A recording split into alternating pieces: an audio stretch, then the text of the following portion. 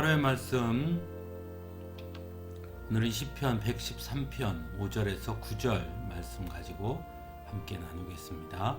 먼저 성경 봉독합니다. 주 우리 하나님과 같은 이가 어디에 있으랴? 높은 곳에 계시지만 스스로 낮추셔서 하늘과 땅을 두루 살피시고 가난한 사람을 티끌에서 일으키시며 궁핍한 사람을 거름더미에서 들어 올리셔서 귀한 이들과 한자리에 앉게 하시며 백성의 귀한 이들과 함께 앉게 하시고 아이를 낳지 못하는 여인조차도 한 집에서 떳떳하게 살게 하시며 많은 아이들을 거느리고 즐거워하는 어머니가 되게 하신다. 할렐루야. 아멘. 오늘 시편은 하나님에 대해 증거하고 있습니다. 즉 우리 하나님은 이런 분이시다 라고 소개하고 있는 것입니다. 먼저 하나님 같은 분은 어디에도 없다고 분명히 전합니다. 즉 하나님은 유일하신 분이라는 것을 먼저 전하고 있는 것입니다. 시편이 쓰여질 당시 주변의 나라들은 저마다의 신을 섬기고 있었습니다. 또한 이스라엘 백성들 역시 주변 강대국의 영향 속에서 주변 강대국의 신을 따라 섬기는 이들도 있었습니다. 하지만 시편 기자는 아주 분명히 말합니다. 하나님만이 유일하신 분이라고 말입니다. 이 고백은 오늘을 사는 우리들에게도 마찬가지의 고백이 되어야 합니다.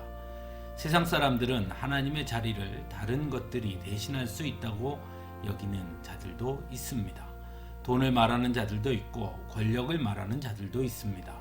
또는 과학이, 기술이 그 자리를 대신할 수 있다고 말하기도 합니다.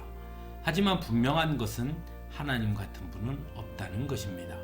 돈이나 권력이나 과학이나 기술은 결코 하나님을 대신할 수 없습니다. 그 이유에 대해 시편 기자는 아주 분명하게 전하고 있습니다.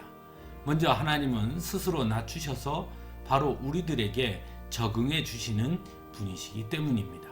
그 당시 강대국들의 신들은 모두 감히 인간이 범접할 수 없는 높은 자리에 머무르면서 신에게 가까이 가고자 한다면 우리에게 그 높은 자리로 오라고 할 뿐이기 때문입니다. 오늘날의 돈이나 권력이나 과학이나 기술 역시 마찬가지입니다. 그것들이 자신을 낮추어 우리에게 다가오지 않습니다. 그것들을 얻기 원한다면 우리는 더 많은 경쟁을 통해 그것들을 얻을 수 있는 자격을 갖추라고 요구하기만 하기 때문입니다. 하지만 우리 하나님은 스스로 낮추셔서 친히 인간이 되어 우리 곁으로 다가와 주신 분이라는 것입니다. 또한 가난한 사람을 티끌에서 일으키시며 궁핍한 사람을 거름더미에서 들어 올리시는 분이라고 말합니다. 하나님 앞에서는 결코 제외되는 사람이 없습니다. 눈에 보이는 것으로, 가진 것으로 사람을 평가하지 아니하시는 분이십니다.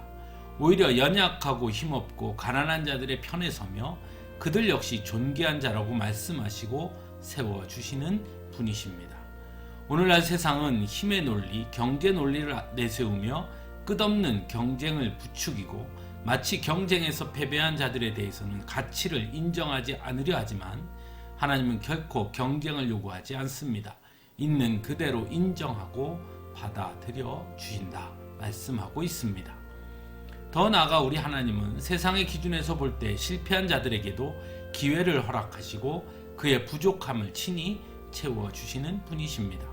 그래서 시인은 아이를 낳지 못하는 여인조차도 한 집에서 떳떳하게 살게 하시며 많은 아이들을 거느리고 즐거워하는 어머니가 되게 하신다라고 전하고 있습니다. 이토록 좋으신 하나님이 바로 우리의 하나님이라는 것입니다. 그리고 그 증거가 바로 이 땅에 인간이 되셔서 오신 성탄인 것입니다. 성탄의 아침, 우리는 우리 하나님 되신 그 하나님을 찬양할 수 있기를 바랍니다. 그리고 더욱 감사할 수 있기를 간절히 바랍니다. 함께 기도하겠습니다.